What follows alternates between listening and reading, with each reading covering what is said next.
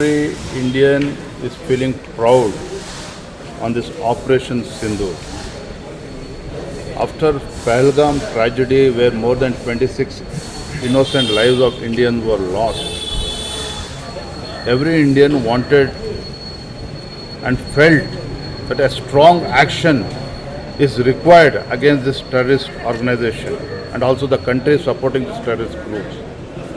We are glad, we are proud that our Indian forces has hit 9 different terrorist camps in POK as well as Pakistan, and we're really proud about this action taken by our armed forces.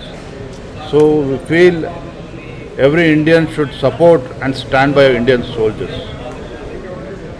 The Pakistani ministers are saying there is a civilians are attacked by the Indian army. This false propaganda by Pakistan is expected, but there is a press briefing at 10:30 in Delhi, but it's already been made clear that no civilians has been targeted, only terrorist camps has been targeted. So the clarification has already been given by Indian government.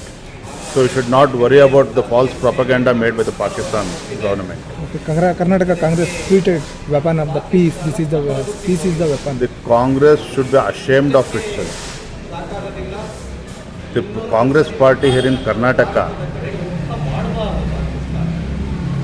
has always had a soft corner towards anti-national elements.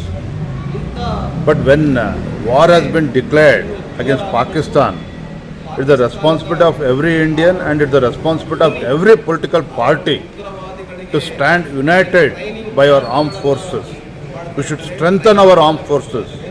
We should pray for the well-being of our armed forces. We should not do dirty politics at this juncture. I demand apology from the State Congress Party.